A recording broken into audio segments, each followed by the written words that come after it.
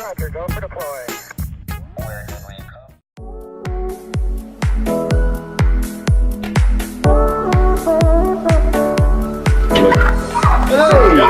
Hey, how are you?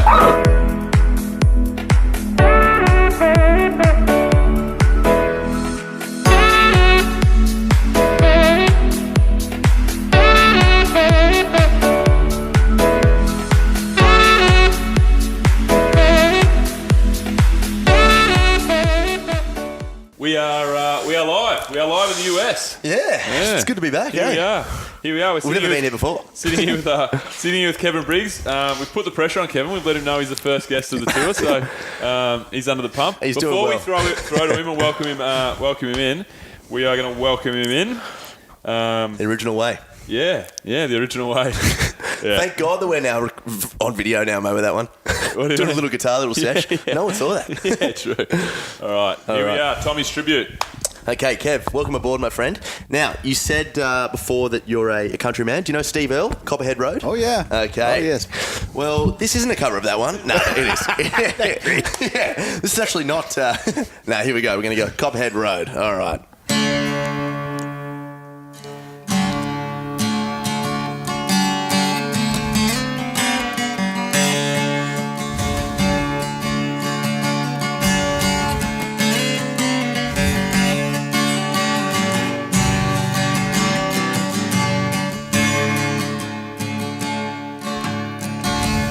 Well, my name's Tom and this is my friend Bill. We've been pumped for this part cause you're a man of strong will. Your job on the bridge, what a life you've had. Depression is rough and it makes me sad. Now I'm interested to know what's inside your mind. Cause my friend, those listening skills are one of a kind. We've all need to learn how to friend a friend in need. Mr. Kevin Briggs, help us plant the seed.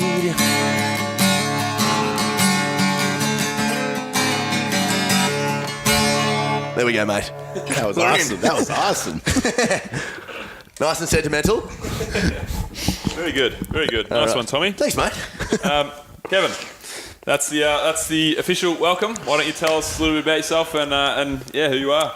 Wow, that was fantastic. I wasn't expecting that. Yeah, okay. there you go. Went right in there. Man, that's a hard act to follow now. Well, just tell us who you are and sing along. Sing us a song if you like. My name is Kevin Briggs, and this is my the whole job. thing goes downhill now. Yeah. So my name's Kevin Briggs, and I spent a lot of time with the Highway Patrol, and that's kind of where this little bit of fame, or whatever you want to call it, notoriety, came to be from. And it's from working on the Golden Gate Bridge with folks who are suffering greatly. And I worked on that bridge about 17 years out of my 23 or so with the Highway Patrol. Saw folks, roughly 4 to 6 a month, who came there to jump off of that bridge because they lost all hope and they couldn't find a way out. So I took some classes in negotiations and actually was able to go through the FBI, Federal Bureau of Investigation, their crisis negotiator course, which was simply wonderful. And that really helped me to become better at this negotiations. Because when I first started working on this bridge, I had no training, none whatsoever. And it was very scary for me. I'm thinking, wow, this is somebody's life. At first I was in kind of cop mode. What are you doing over the rail? Hey man, you're trespassing, you know? Yeah. But you realize very quick, this is very, very serious, people's lives. And nowadays, people are looking at cops like we don't have any empathy. In the States, there's a lot of issues going on. But in reality, it's simply not true whatsoever. If they would look down deep into us, we have a job to do. But our job is really to protect life, to protect those folks.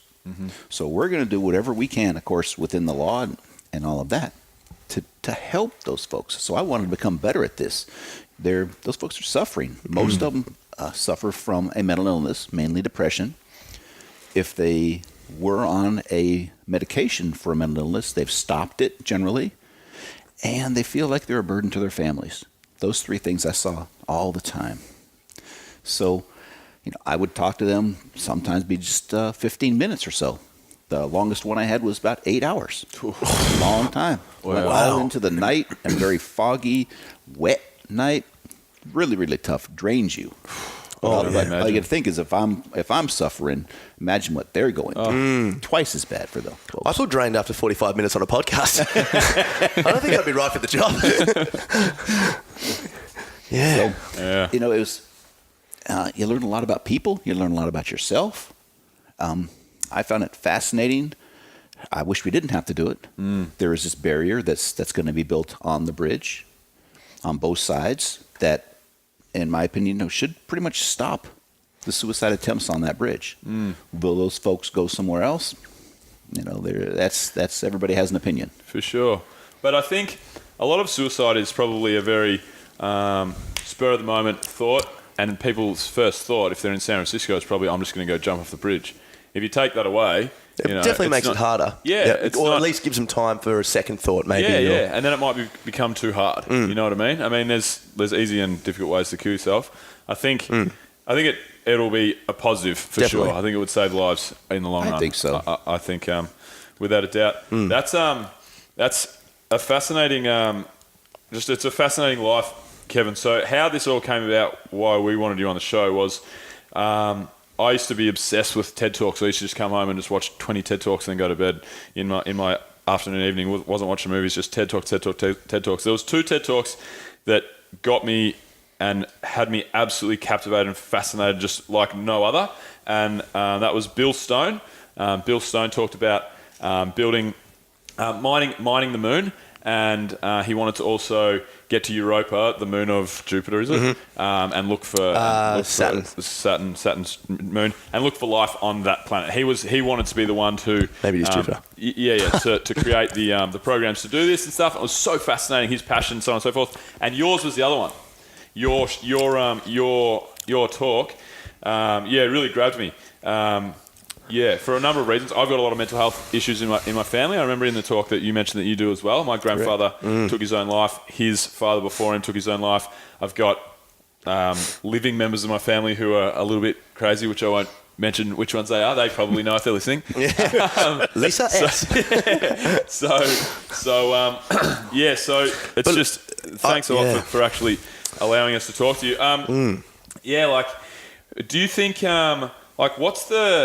what's the hardest thing with your role and your experience in what you did? Like, what was every day? Was it every day that you would have to have these conversations, or like?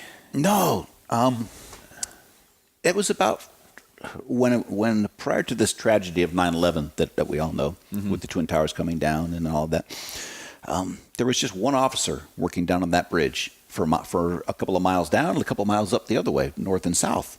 And when I worked, we only worked 8.5-hour shifts back then. So it would just be me down there. That's it. And that's a lot of area to cover for one person. And I would handle 4 to 6 cases of these a month, whether that's someone over the rail or if that's someone in a parking lot, writing a suicide note or making a tape recording, or we get them on the sidewalk. So that is more than one a week. It's insane. There turned out to be quite a few at the end. And what was the hardest part for, when you were trying to communicate with these people, like, how closed off were people to the idea of, salvaging their life? How hopeless was it? Like, how hopeless did you feel? I remember in your talk, you said that you got through to quite a few of them. What was the conversation like? Like, how were you able to turn them in the right direction rather than, where they are standing up there on the bridge? I think a lot of the times these folks just want to have somebody that they can talk to that will listen. They're so used to, what you should have done. Have you tried this and this and that? To have someone there listening to them and not judging them. Just to be there for them and say, wow, man, that sounds really tough. To validate them and normalize their situation. Yeah. You know what? You've been through so many different things. Man, I think anybody who's been through all that might be talking about suicide or contemplating suicide. Like, I think that's a normal feeling for folks. You've been through a tremendous amount. To normalize what they're going through. Say, wow. So they can get it in their head like, okay, I'm not this abnormal individual way out there. Yeah. Because they feel that they're in a corner, backed in a corner, and nobody's going through what they've gone through. Yeah. So they feel their only alternative is death, to get rid of all that pain that they're in. What I think is really fascinating are the cases that, you actually spend quite a while negotiating with them and then they still do it in the end. Because I feel that, you read up about suicide and, there's a forest in Japan and, a lot of the times people that don't do it straight away are contemplating and thinking a lot.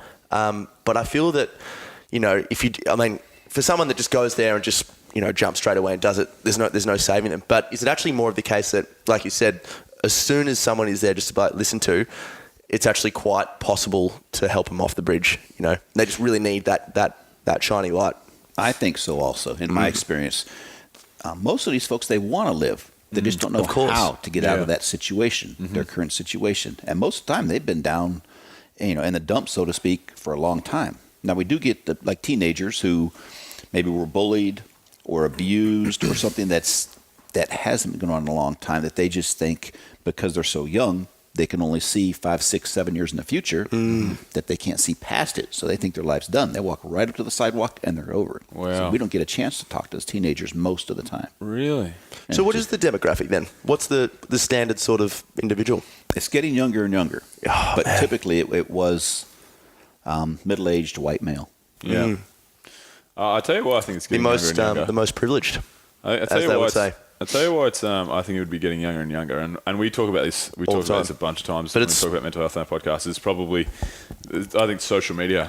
Absolutely. I think people have such a high expectations of where they have to be, how pretty they have to look, all these things that are the 15 minutes of fame that are all day every day in their face. I think it's so sad. I think social media should have a warning label. I think in 10 years' time we'll have a warning label. Cigarettes cause cancer, causes death. Social media causes anxiety and depression, causes death. I think that, it can be good, or it can steer you down the wrong way. Somebody gets one picture of you in a compromising position, and it's everywhere. And if you're a kid, you don't think you can recover from that. Yeah, of course. You're embarrassed, and people are laughing at you. Yep, that's right. I have a question with going back to that having someone to talk to thing. I think interested to hear your thoughts. These people, do you find much out about these people afterwards? Because I wonder if the people that come and they stand up on the bridge, they're the people that, because me and Tommy talk about mental health on our podcast a lot because we've both had reasonable levels of anxiety that we've had to seek a psychologist to discuss with. Nothing too crazy, but we've been through a bit of stuff. But for me, to make a call and actually call a helpline to figure out how I'm actually going to go about talking to someone was the biggest thing in the world. Now I talk to anyone about it, I couldn't care less. But that first step, do you think that a lot of these people, do you find out afterwards, a lot of these people, have they spoken to any professional help? Because I feel like you might be the first person that has actually had a word with them that's looked at it from a totally non-biased opinion or somebody that they don't know. People that you don't actually know anything, that I'm never going to see this person again, or maybe I am, or they don't know me from a bar of soap. I feel like people feel very comfortable about that in itself. Do you find that that's the case, or people have been to a psychologist, or you're the first point of call for them really telling their deepest, darkest thoughts? I've seen it both, of course, but I've seen quite a number of people who have seen mental health professionals and they don't feel they've been diagnosed properly, or that the medication, that it's causing adverse effects to them, and the doctor isn't listening to them and putting them on a different medication, or they're just that they feel that they're not being listened to, that the person is there writing everything down, the mental health professional, and then just, here you go, here's a prescription, and you're out the door, kind of thing. Isn't that fascinating? The very fact that, in your experience, which is very, very, very legitimate, that listening and really, really validating each person individually is the number one thing that has helped these people, and yet the pharmaceutical industry is a multi-billion-dollar industry that's, well, I don't know. I'm not going to say that it's doing neither here nor there, but I just find that fascinating. I find that very fascinating. Do you have an opinion on medication itself? I believe I take medication for that personally, but I believe if it's diagnosed properly and you have the right doctor and you do need that medication, fine. Let's monitor it. Let's see how you feel. And I have seen a psychiatrist through Kaiser, who I am with, and she's wonderful. I come in, Kevin, how you doing? What's going on? We sit down. I don't like barriers. Yeah. And she doesn't have her desk over here and then a No. desk or her chair here and a desk and then me. So tell me about your father. So exactly. My father was a lovely man. And every answer is, so how do you feel about that? Yeah, exactly. Feel great. But she asked me a lot of questions and listens intently. And then she asked me, do you want to try a medication for this? She goes, if you feel it's not working or there's some adverse effects, let me know. And so she's wonderful. So I want to, because both Bill and I have so many questions for you, but I want to get back to your story a little bit. So you start patrolling the bridge, you find out that this is a pretty severe issue. How do you react? Like, what's the first thing you do? You said that you took some classes and things, but what happens next? So this is a lot of it is what I learned. I think a lot of it is intuitive of what I thought would work. So I've combined all of that. And then I feel, wow, what if it was me over that rail? Who would I want to come up? What would I want? And first thing I tell, when I teach a lot of negotiator courses now, traveling around, and I tell folks, you got to leave that ego at home. It's not going to work. It's going to foul things up. You will lose people with this, with our ego. So if I'm up talking to someone, if it's Kevin Briggs talking to someone, and I can't make that connection, we need to get somebody else in. You need to know when to step back and get out and let somebody else take it. So that's a really big one there. But building that rapport, I walk up and someone will just say they're over that rail, and I just hold an open palm and get their attention so I don't come up and scare them and say, hi, I'm Kevin with the Highway Patrol. Is it all right if I come up and talk with you for a while? Ask their permission. I think that really sets a good tone for this. And sometimes they'll say, no, absolutely not. Stay back one step further and I'm jumping. Yep. No problem. I'll stay right here until you're comfortable. I'm here for you today. You alone. Yeah. I think it's very similar to sales in a way. Like negotiating. That's what a sales call is, It's permission-based selling, they call it. You have to ask permission to go that next step, to ask that question, to pitch or whatever, Is it about trying to, because... It's interesting that you're pitching life. It is. In that regard. But you're right. It is. And it sounds horrible, sales. No, of course. But you really are. But it is. It's a negotiation. The sales is their life. Yeah. It's very interesting. And it's also very sad, personally alluring, to me that you're having to pitch to individuals the value of life, I mean, what does that say, Yeah, it's just very sad. I mean, that's when my grandfather killed himself. I wasn't sad that he killed himself. Well, I was, but I was more sad. He was 70 years old. Like, he'd had a good life, He'd done everything that he'd wanted to do to a degree, I wonder if he had a good life. He had a great life. Like, he had a great life. Externally speaking. No, I think he had a great life. He was medicated from 33 years old when he had a breakdown, they called it, until he was 66 or something, and they changed his medication. And the medication, you would never know that he had depression. Yeah. Heavily medicated for depression. You would never know. He was the big, loud, boisterous man in the room that everyone loved. Very affable, very nice guy. Very, very charisma, confidence. Great guy. And then when he was about 66, they changed his medication, and the medication didn't agree with him. It got discontinued, so they had to change a little bit of the chemistry behind it. And then he basically went from this amazing person that you would never know to a textbook depression case. Somebody that can't look you in the eyes, you can't get a word out of them. It's really sad for my cousins because they didn't know the good version of my grandfather that I knew. So I'm the oldest cousin. But my point that I was going to make was I was never that upset that he died because he'd lived a good life. I was more upset that he had to take his own life. He felt that he. You think how fucking bad must it be for you to actually get to that point, And that's the thing. Like, I've had a little bit of anxiety. I could never put myself in those. I've never been anywhere. I just can't get my head around it. It's one of the greatest sadnesses in all of life. We only get one of them, and then for some reason, whether it's cultural, whether it's biological, whether it's chemical imbalance, we get to this point where we want to take the one chance that we have at this awesome life, and we want to throw it away. It's really sad. But could you imagine, for an instant, being that way, where you know what, everything is dark. I'm in this pit that I can't get out of. Nobody's helped me. Nobody understands. Nobody listened. So the only way to get out of that pit is just succumb to it and just go down and stay there. That's how these people feel. And, if we felt like that, we could be in that same position. Yeah. So what's going through your mind? Not to, think of the ego or think of the monkey mind in your head, but when you're talking to someone like that, and you, what's going through your mind? Are you feeling anxious? Oh yeah, yeah. I'm Of nervous. course. Yeah, of course. And also I tell folks, if you're not feeling anxious and what you're saying and don't have this empathy, then you should probably look for a different job in law enforcement. Yeah. Get you a drug dog and do that bit, or commercials, or something like that. But there's also the effect of being too empathetic. Oh my God, how could you do? He's not doing it to you, okay? These folks, I'm sure they don't want to hurt anybody else. Yeah. You've heard the saying, suicide is a very selfish act. I think that's a load of crap, personally, because they can't see a way out. Yeah. They think, a lot of them think they're doing their family good. They're not going to have to watch after me anymore.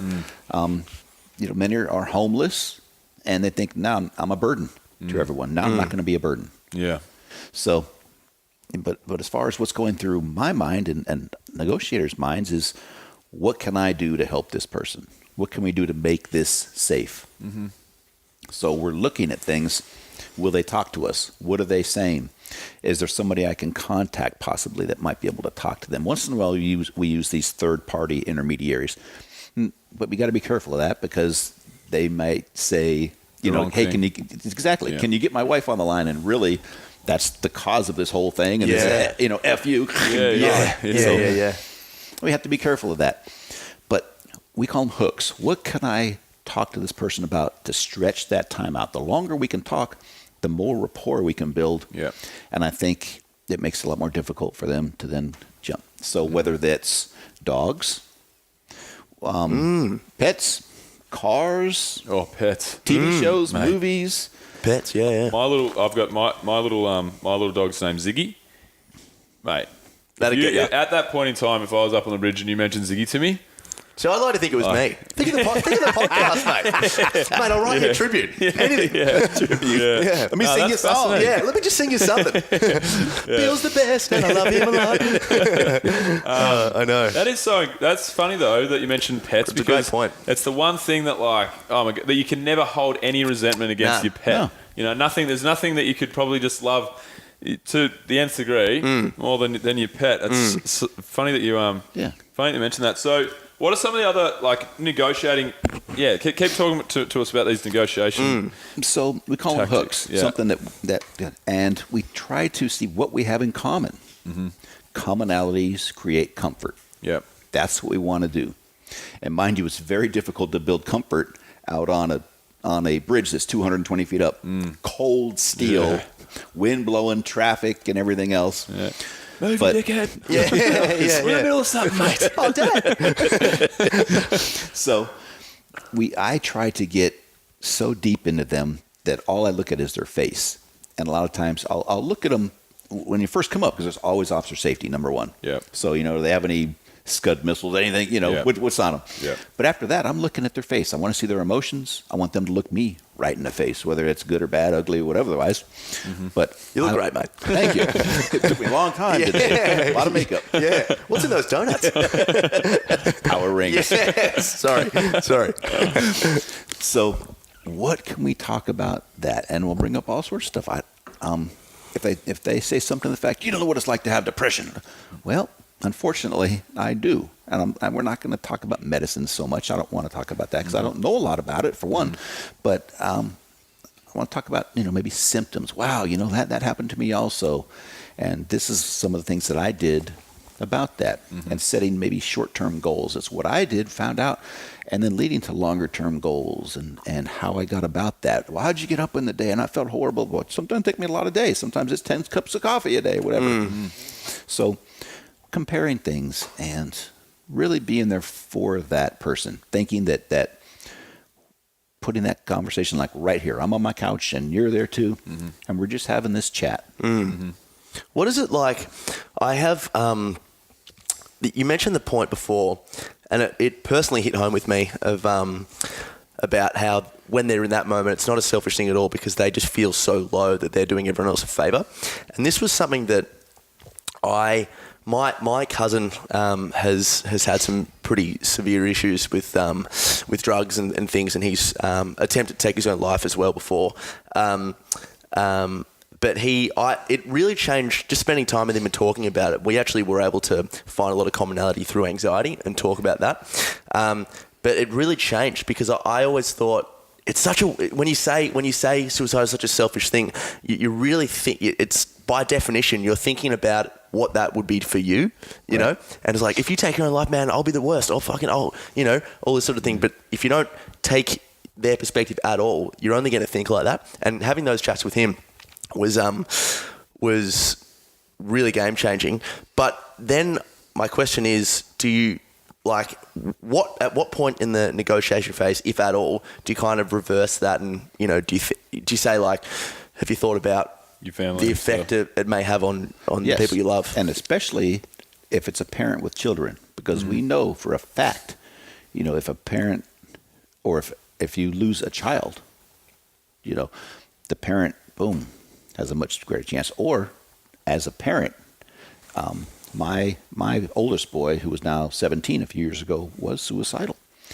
And I can tell you, if he lost his life to suicide, the only thing keeping me around would be my other son, his younger brother. Mm-hmm. So I explain that to people.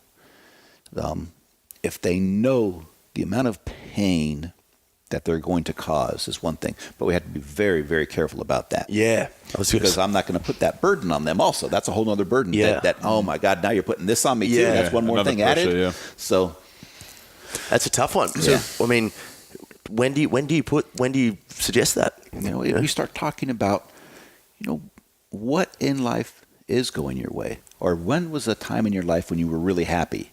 What was going on, man? Did you have a trip? Were you at Disneyland? What was happening? How did you feel? Was your heart big? And why don't you think you can go back to that? Yeah.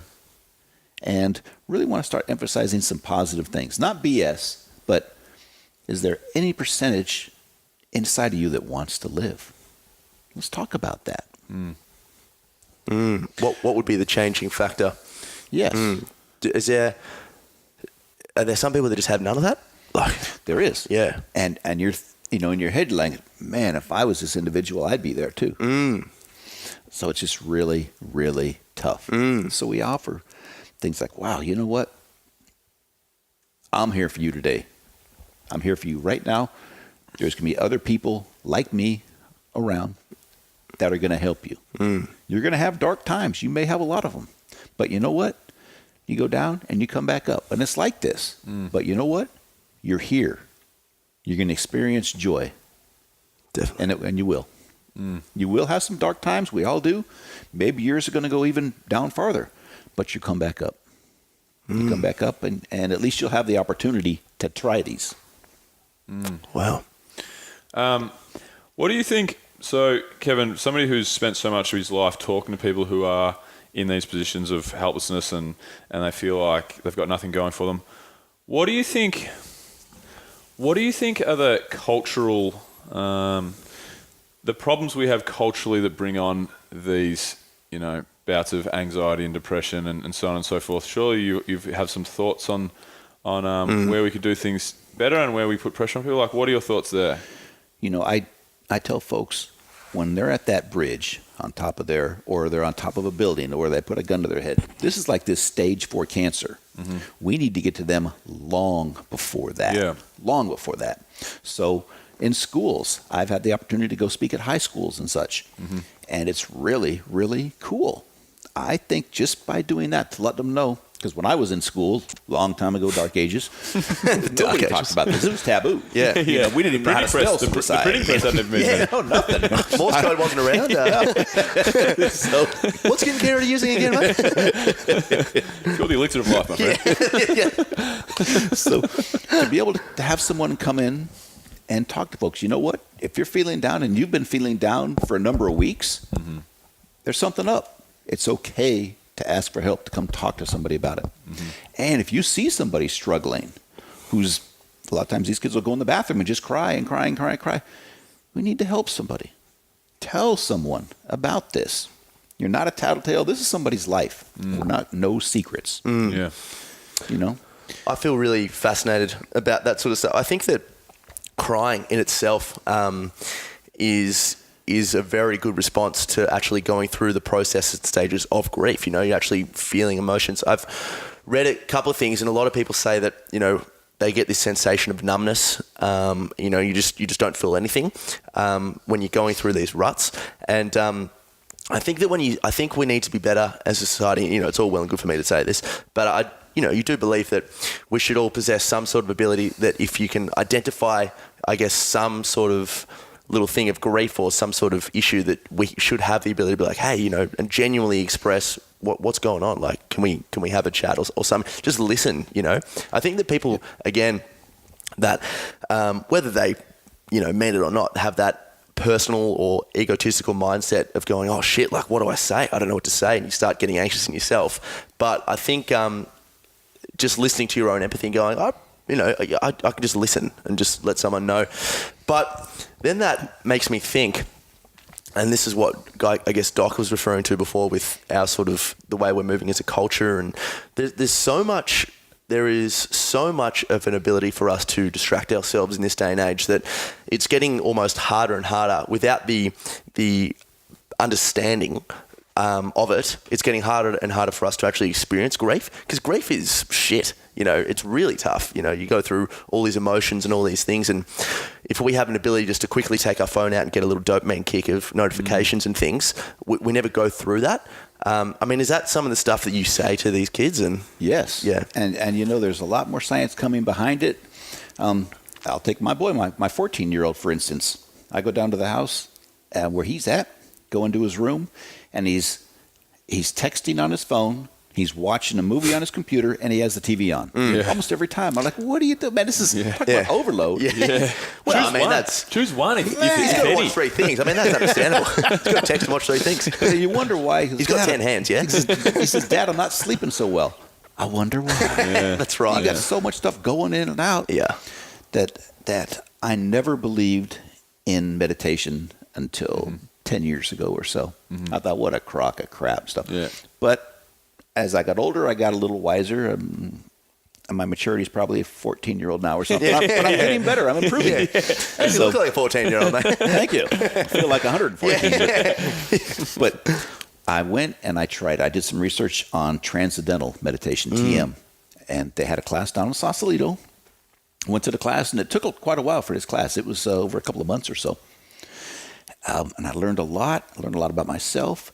And wow, it really has a calming, soothing effect. And you're happy when you come out of that. It's very strange. I tell folks that as law enforcement, it's like when you go into a restaurant, you sit in the back so you can watch everybody coming in.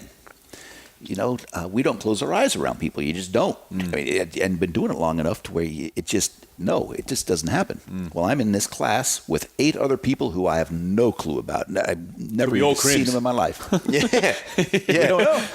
Could be. Yeah. But we all do this meditation for a half hour or so, and my eyes are closed the entire time. The best meditations I have had is with those people who I have no clue who the hell they are. Yeah, me too. Group meditations. Isn't that weird? Yeah, I don't know live. if it's a power in there, whatever it is. An energy thing. Amazing stuff. But you have to open your mind and at least try it. If you go in with, it ain't going to work and nothing's going to happen. Yeah, of course. It's not going to work. Of course, yeah. In referring to my own experiences with it, there was definitely a point that I had to become open to meditation before at first, you know. I mean, I went through the initial stages of feeling, mine was more OCD based, which caused the anxiety, but it was still like yada yada yada, meditation's bullshit, you know, why the fuck would I ever get into this, you know. And then it was like, wow, it actually took me 10 months of trying to practice meditation before I really got into it. I never had that, oh wow, this is just already amazing. Took me 12 months to get through the 10 Headspace. Yeah. Headspace. The Headspace app gives you 10-minute meditations, and that's a challenge. Do these 10 meditations and then, you know, get into a habit of meditating. That took me, 12 months to get through the 10. Yeah. And it was only when I was so stressed and couldn't work, everything was crumbling down around me, and I couldn't actually type on my laptop to start doing work because everything was too much. And I'm like, I want to try this fucking meditation thing. Yeah, And and then- shave my hair. Yeah. And then I came out of it with a clear mind. I was like, oh my God, what just happened?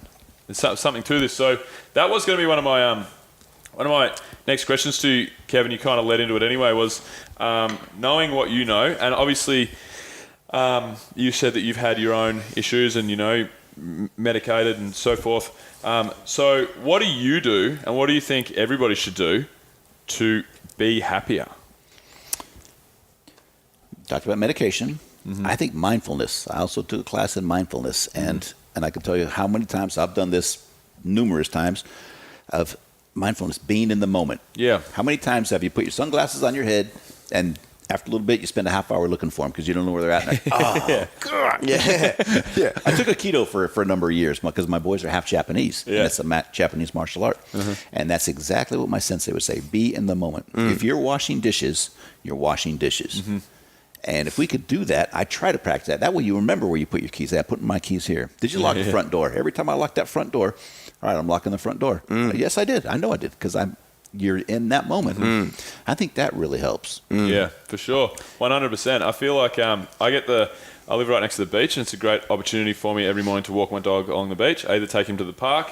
There's a park 5 minutes away, really, really lovely off-leash dog park, or there's the beach as well, and it's a dog beach. So I have the really amazing ability in the morning to walk along the beach, listen to the ocean, so on and so forth. A lot of the time I've got a podcast in, and I don't do it enough, but they talk about the act of feeling the sand between your toes as like, that's really in the moment. And it's nearly a form of meditation if you're focusing on just that. You know what I mean? So I totally agree. There's so many little things in the day that you can be really mindful of, and really nice things, feeling the sun on your skin. But who's to say doing the dishes isn't nice if you're in the moment?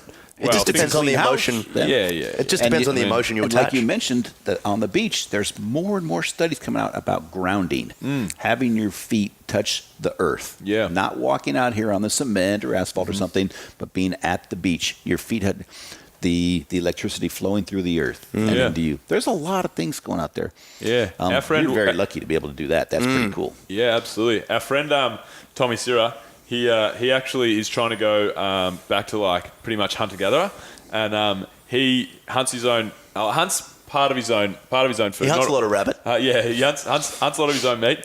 He's just started, and he actually sleeps on an earthing bed. Three rocks. He's got his mattress is earthed, Wow. like electronic. I never understood what he meant by that. Well, I don't understand it either, but But I'll let me explain it to you. Actually, we'll get Kevin to explain it. Yeah, Because I actually have no idea. Talk to us about Tommy, Well, Kev. I can tell you what I read about it. But this Yeah. guy, he had a wire. You tell us what somebody else knows Yeah, about exactly. it. Yeah. This guy had a wire going from his feet out into the ground. Yeah. Oh, And he shit. said it helped him tremendously. Really? Now, How do you mean that? So what? Just a electrical like wire? a copper wire Oh, or copper something wire. going like from electrically He was how you have an conducting the earth- ground yes, energy into his body. Oh, shit. Yes. That's I'm not going to fascinating. be the one to tell him no, that you're full No. of crap. I mean, Yeah, do what you want, you're man. Fantastic. Yeah. Mess me up, mate, if you Where'd you can. get that wire at? Where'd you get that drink at? Yeah, that's right. Yeah, what have you been smoking, bro? Yeah. What's in those donuts? Power rings. Yeah, sorry.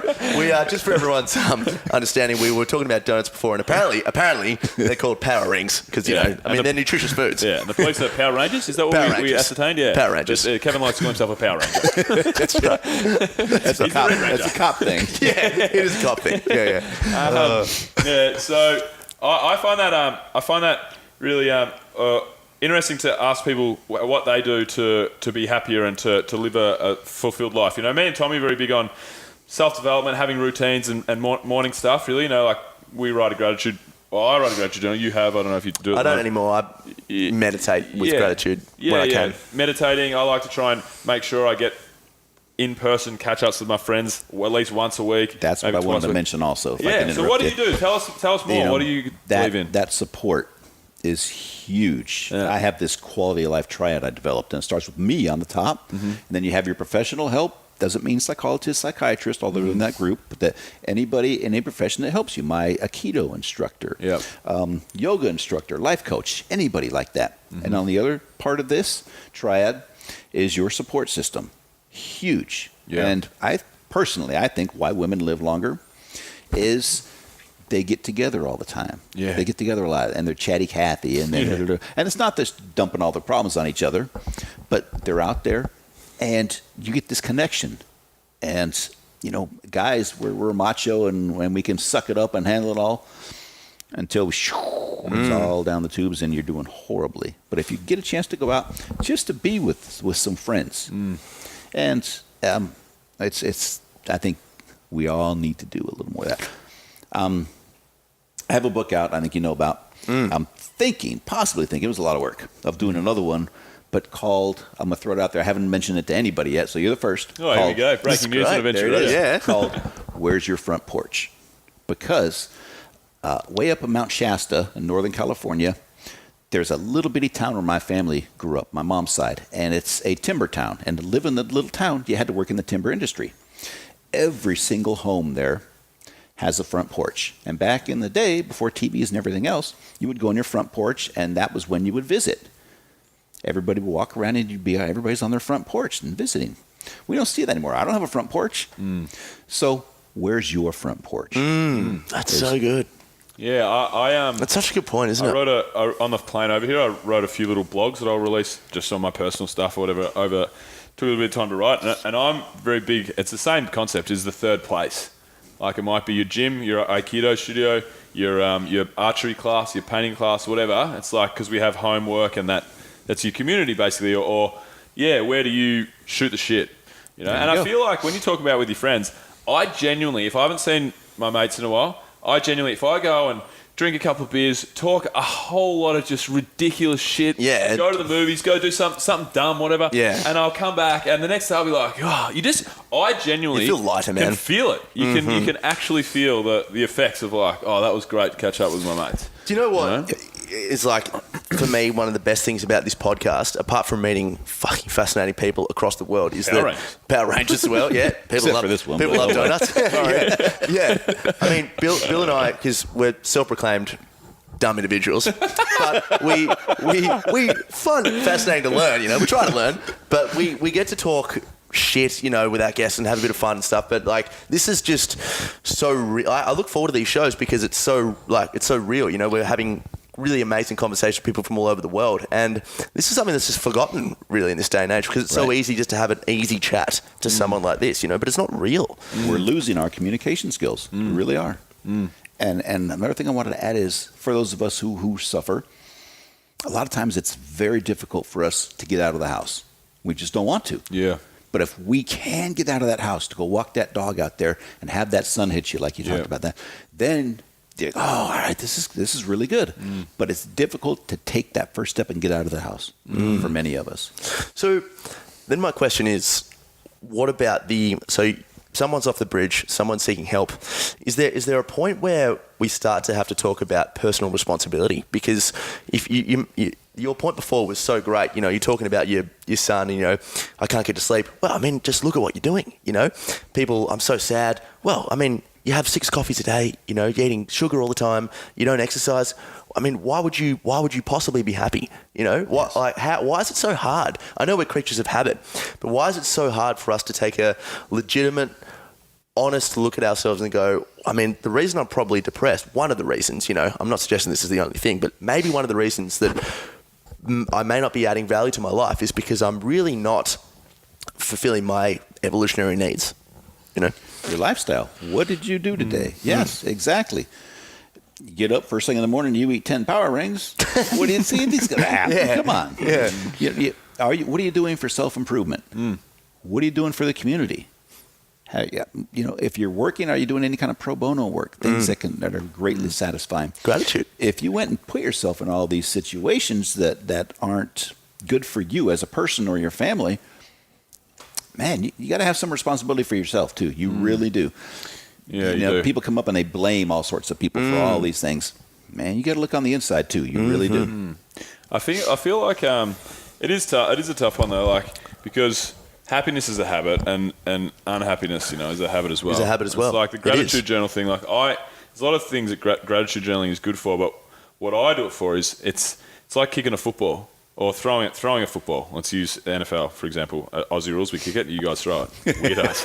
But throwing a football. The first time you tried to throw a 20 yard pass with a football would have been terrible, It would have been a shit throw. You practice it and practice it and practice it, you get good at it.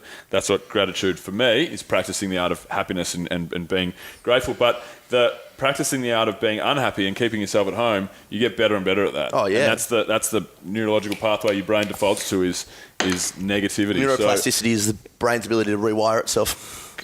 Cool, man. Absolutely right. Absolutely Make right. sure that was on camera. I've I've had 14 Power Rangers. I'm feeling pretty good. What's in that coffee, mate? I have one brilliant thing a month, and usually I use it up on the first. So then I'm screwed. Yeah. But absolutely. I wish I was in front of a school then. Neuroplasticity is the sum of the square root of it. Yeah. And then it becomes that thing taking of responsibility, sorry, like you said, for yourself. What can you do for yourself?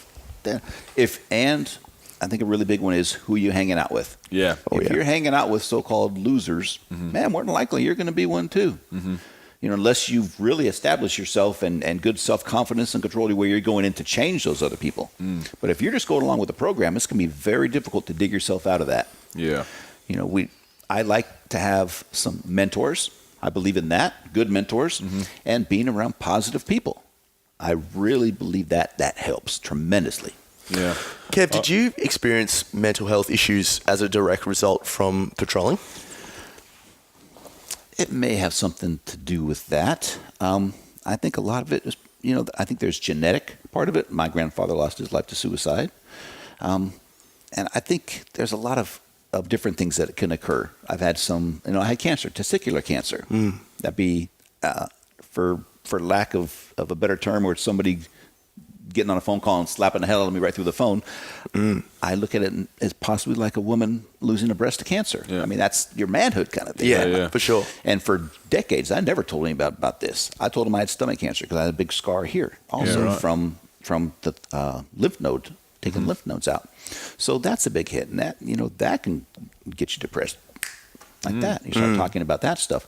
So a number of things. I was a big bodybuilder, big into bodybuilding years and years ago. Give us a flex, Kev, just a little one. Yeah, there you go. I was wondering what was behind that jump there, mate. It's definitely not Pat's. It's all plastic now. I put it all before you got here. Yeah.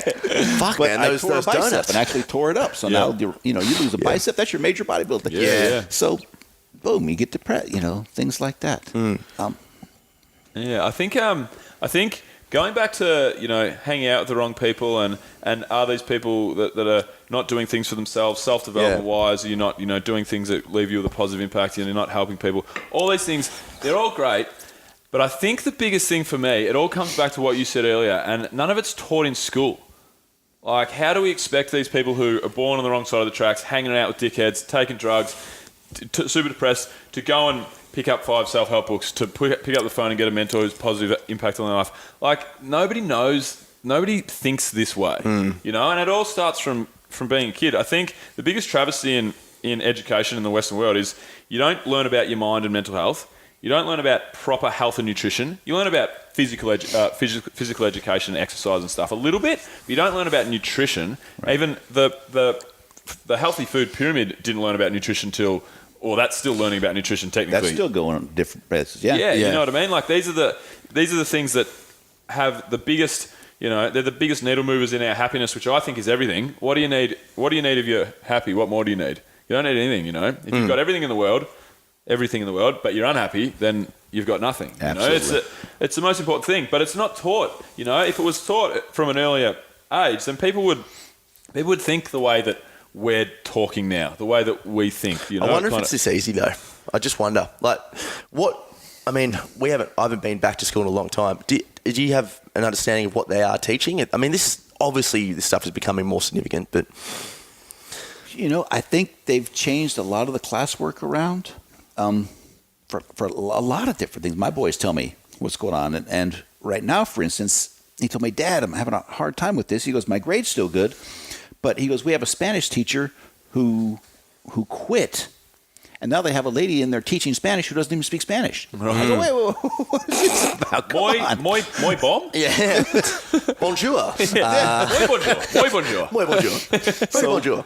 as adults and corporations and school districts, whatever, we need to take responsibility. You know, that we need to put more. You know, we always hear about teachers and the lack of funding for teachers, and they don't get paid enough. We need to turn this around. These guys shooting a basketball, making $15 million a year, nice and peachy.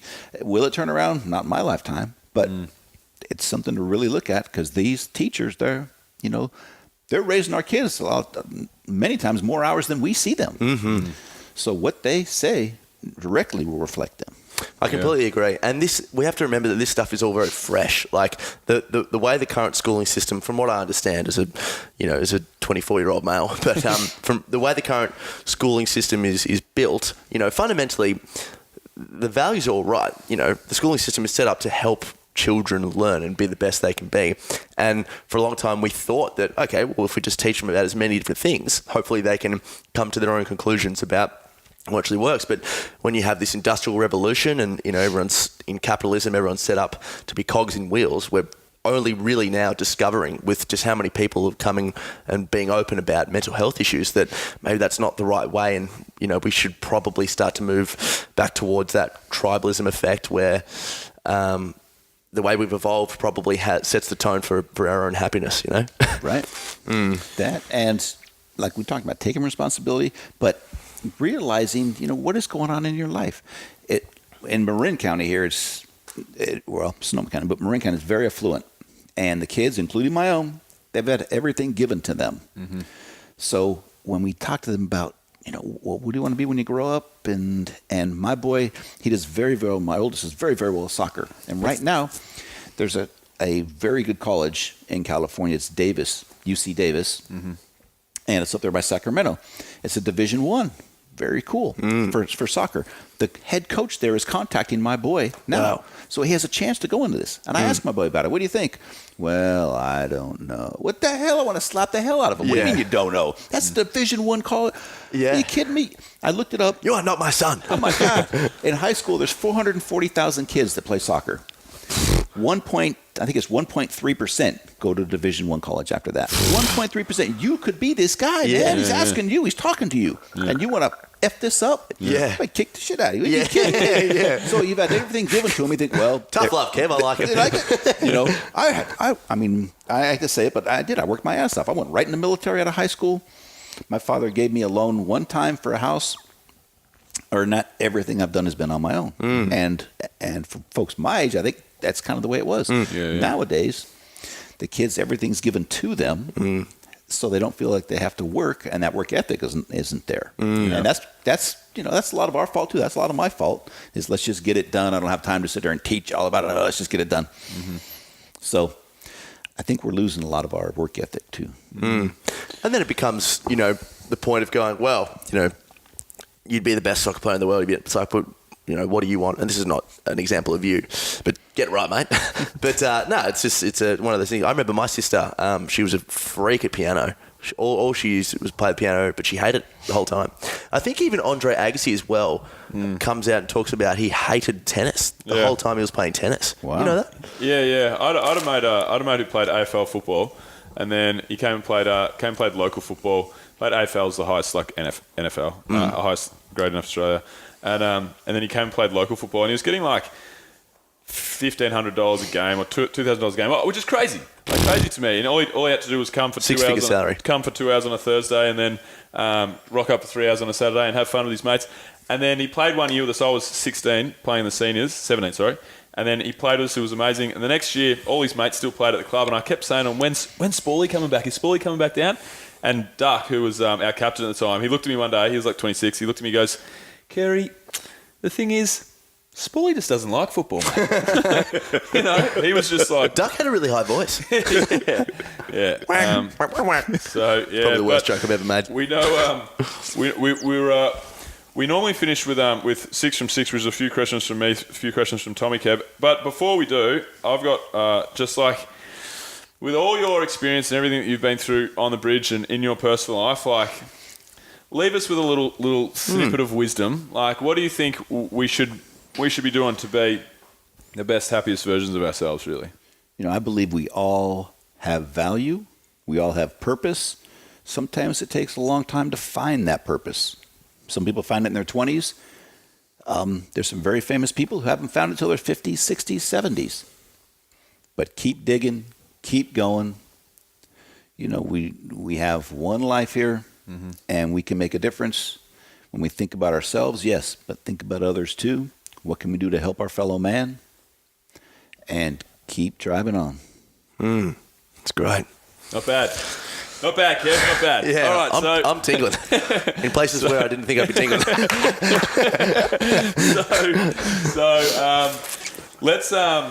Let's go to 6 from 6. So my first question, Kev, is what's your favourite travel destination on the planet? Place you've been and you just love, you recommend others? Loved Australia. Cool. Loved Australia. It's good. Doesn't have to be Australia. But it's warm there. And I got this big nose here. That's Norwegian nose. Okay, Yeah, we like right. the cold. Yeah. That's a nice Norwegian nose, mate. That's a good little peck. Yeah, the I went and spoke in Germany a couple years ago, and that was really cool. Yeah. That I liked that place. Yeah. Munich or I went to Berlin. I went to my father owned a Berlin's printing company in San Francisco for almost 30 years, and he had these presses, huge presses, 6-10 feet long or so, and they were all Heidelbergs. Oh, yeah. So I went to the town of Heidelberg. Oh, it's fascinating. Wow. Absolutely beautiful place. Cool. All right, so my second question is dream destination, somewhere that you haven't been that you use absolute top of your bucket list. A few of them, actually. If I could Rattle them off, please. Norway. Yeah. Because I'm Norwegian on my The mom's nose, side. obviously. There Yes. we go. Yes. Do you want to smell You your want own to air? put it in its Greece would be good. There we go. Greece. Italy. Oh, yes. Yeah. I can't imagine. I'm big into history. Yep. I can't imagine touching the Colosseum. Yeah. I mean, Oh, man. That's going to be crazy. Yeah. Awesome. You got plans to do any of those three? Oh, absolutely. Yeah. Absolutely. Good. Absolutely. Adventure bit of going to Greece in June if you want to. We Little got plug. 9 days, Kev. If you want to Yeah. hand over your credit card, mate, we'll be there we go. Right we'll be now. off and away. Actually, have a little $750 ATM deposit. machine here, mate. Yeah, transfer that into US dollars. $506 ready to go. Yeah. You see, I'll probably get you to the airport, and that'll be about as much as my card will cover there. Yeah, no worries. Mate, we'll take it. So my final question is: any books that you like to recommend? Can be any sort of book that you've really enjoyed that you like to pass on to others. Of course, mine. We can't forget that. Yeah, absolutely. That's a There's given. plenty of time to plug after these couple of questions. You know what? I don't know about self-improvement, but reading about, others. Yeah, we like this escapism. I love my escapism, my sci-fi and all of Yeah. that. But books that will talk about like your inner self, too. I hate to say self-improvement because it sounds rather boring. But that or a good story with stories that have an end that helps folks. A good conclusion to that, a moral to that story. We talk about the folks in Mississippi and in the South. They're different because when they talk to you, they tell you these stories that'll go on for almost an hour, but they're beautiful stories. And they come up with fantastic endings, whereas over here, we talk because everything's so money-oriented that our stories are very short, and then we got to move on to the next, and we're hitting it, boom, boom, boom, boom, boom. Yeah. Back there, we're kicking back in a chair in Louisiana, and just good old boys and stuff. We're telling stories, and it's wow, your heart rate goes down to like 1. Yeah. 1 beat a minute, and it's just so much fun. Or just kicking on the banjo, There you deliverance go. style, all inbreeding. We're all just going nuts. Snapping the banjo Yeah, strings. come in the back, mate. I'll give you some donuts. I'll snap your banjo. That just went the next level.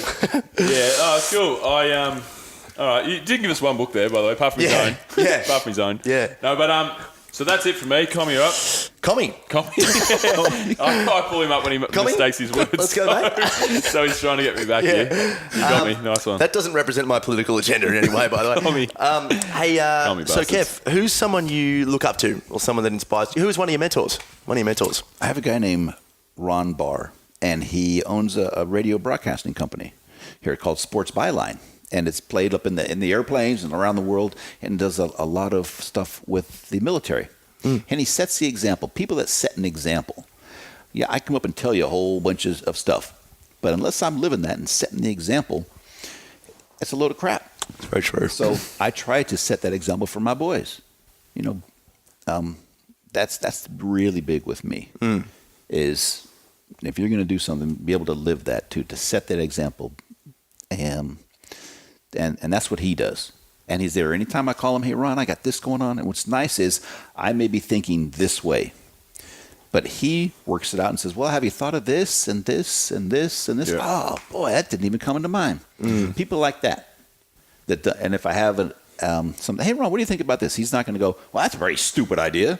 No, I say, well, he goes, wow, that's interesting.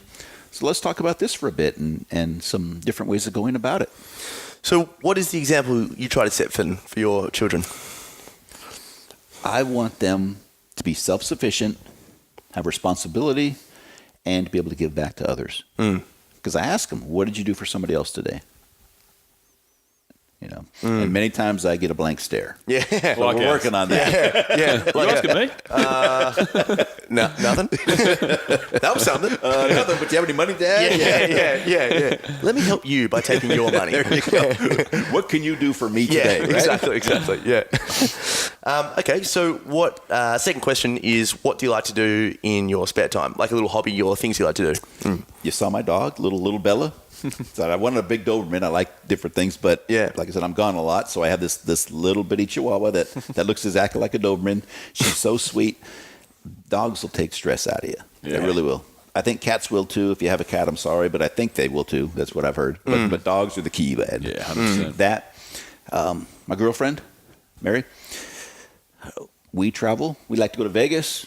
And contribute a bunch. I think I've paid the light bill there quite a number of times, things like that. Very true. And traveling. She likes to go to Hawaii, so I don't like the heat, but I go, and generally it's a pretty good time. We go out. And I like to take the boys. They have a blast. Go on the beach. We went, I like shark diving, but down in the cage with the sharks. Yeah. That was something. That's cool. Yeah. So, that's, Is she first generation Japanese? No, the ex-wife is. Oh, the ex-wife. Yes. Sorry, yes. Mary's actually half Chinese and half German. Half Chinese, half German. Yeah. Cool. So can you speak any Mandarin or can you speak any German? Mandarin. And Mandarin, yeah. I think I have some by the oranges there. Can you speak, that's me done for the day. Power Rangers, mate? Yeah. Can you speak any banana? I went to Hong Kong many years ago, and I was watching this show, and this guy was talking about how to get around. Yeah. And he goes, if you want to ask somebody how much money is it? So it sticks in my head. He goes, here's a gate, okay? Remember gate. Remember door, gate, door, okay? And then he does this. This old-time Chinese guy, he goes, chin. And he's rubbing his chin. He goes, gate to chin. How much money? Okay? Oh, that's right. Wait, do banana. That's great. And then finally, mate, this is a bit of a tough question, so I can give you a bit of time with it. But if there were 3 people that you could have to a dinner just to talk with and just learn, who would they be and why? 3 people, dead or alive. Who would you prepare a meal for? I think I would like to have just the run-of-the-mill folks, somebody from ancient Rome. Love to hear about how the days were then. Somebody from the Civil War. In the American Civil War, I think would be pretty cool. Which side, mate? North or the South?